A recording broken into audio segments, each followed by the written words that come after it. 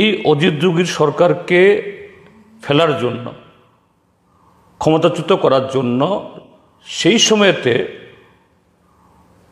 ভারতীয় জনতা পার্টির সাথে এই নকশালদের চুক্তি হয়েছিল। আমি তার প্রত্যক্ষ সাক্ষী। হঠাৎ রাত্রিবেলা এসে আমাদের ঘরে কড়া নাড়ল, বলছে আপনার প্রচারে যাবেন না, প্রচারে গেলে কিন্তু অসুবিধা হবে। ভাই তোমরা কারা?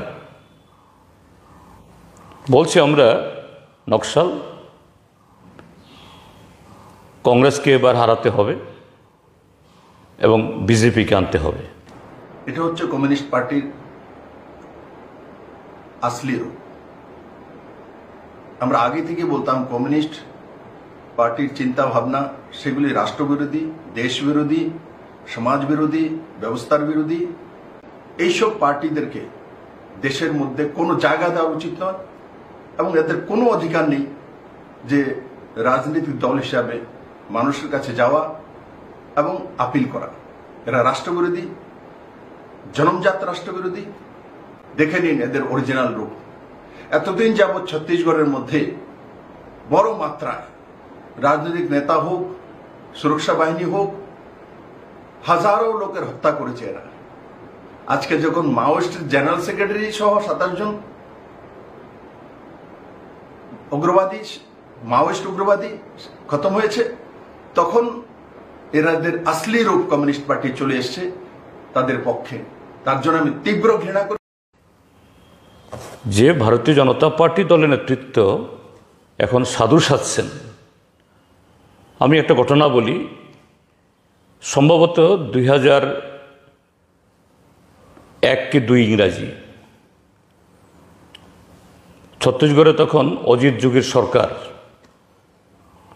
এই অজিত যোগীর সরকারকে ফেলার জন্য, ক্ষমতাচ্যুত করার জন্য সেই সময়তে ভারতীয় জনতা পার্টির সাথে এই নকশালদের চুক্তি হয়েছিল। আমি তার প্রত্যক্ষ সাক্ষী। এই ছত্তিশগড়ের বাস্তার অঞ্চলের নারায়ণপুরে তখন একটা প্রার্থীর পক্ষে আমাদের প্রার্থী ছিল সেখানে সিপিআইএমের। আমি প্রচারে গিয়েছিলাম। আমি আর পশ্চিমবাংলা আমাদের নেতা এই রবীন দেব তখন পশ্চিমবাংলার বিধানসভার মুখ্য সচেতক। আমরা দুজনে নারায়ণপুর থানার পাশেই একটা এই সরকারি গেস্ট হাউসে আমরা আছি। হঠাৎ রাত্রিবেলা এসে আমাদের ঘরে কড়া নাড়ল, বলছে আপনার প্রচারে যাবেন না, প্রচারে গেলে কিন্তু অসুবিধা হবে। ভাই তোমরা কারা? বলছে আমরা নকশাল, কংগ্রেসকে এবার হারাতে হবে এবং বিজেপিকে আনতে হবে। আমরা বলছি তোমরা তো নিজেদেরকে দাবি করো বামপন্থী, কেন তোমরা বিজেপিকে আনবে, একটা সাম্প্রদায়িক দলকে?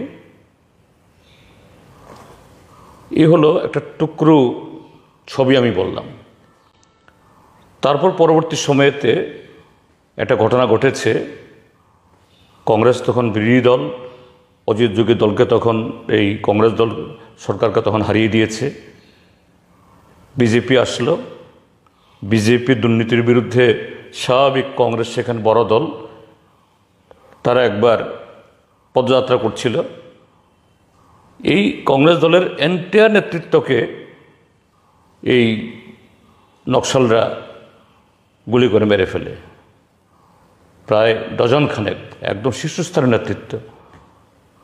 পত্রপত্রিকাতে উঠেছে, এগুলো লুকোনোর কোনো সুযোগ নেই। কারা মদত দিয়েছে? তৎকালীন ছত্তিশগড়ের সরকার। চোর আজকে সাধু। এখন বিজেপির সরকার স্বাভাবিক, একবার এইভাবে দত্তকে বোতল থেকে বের করেছে, সে দত্তকে আর বোতলে ঢুকানো যাচ্ছে না। তারা এখন তাদের মাথা ব্যথা, তাদের দমন করতে হবে। নকশালপন্থী, উগ্রপন্থী, সন্ত্রাসবাদীদের দমন করার প্রশ্নে সিপিআইএম কেন কোনো দেশপ্রেমিক গণতান্ত্রিক ব্যক্তি বা সংগঠন দলের কোনো আপত্তি নেই। সেখানে যেরকমভাবে প্রস্তুতি দেখেছি, সন্ত্রাসবাদী মোকাবেলায় ত্রিপুরা রাজ্যেও আমাদের অভিজ্ঞতা আছে। আর সেই দলই তো এই ডাক্তার মানিক শাহর নেতৃত্বে এই কদিন আগেও কিছু অথর্ব বামফ্রন্ট সরকারের সময়তে যাদের মোকাবেলা করে যে এনলেফটি টাইগার ফোর্সকে আমরা বোতলে ঢুকিয়ে দিয়েছি, কিছু অথর্ব দাঁত ভেঙে গেছে, নখ পড়ে গেছে, হাড় ভেঙে গেছে, এরকম কিছু এই সন্ত্রাসবাদীদের অংশ বাংলাদেশে সেখানে পথ ছিল। এদেরকে জমাই আদরে ডেকে নিয়ে গিয়ে জম্পুইজলা যে টিএসআর ব্যাটালিয়ান, যাদের 21 জন জওয়ান খুন করেছে এই উগ্রবাদীরা, সেই টিএসআর জওয়ানদের অর্ধেক অংশ খালি করে দিয়ে সেখানে জমাই আদরে আনতে হয়েছে। আমরা এটাকেও বিরোধিতা আমরা করিনি, ঠিক আছে, যে সন্ত্রাসবাদ চিরতরে তার সমাধান ঘটুক, অবসান ঘটুক।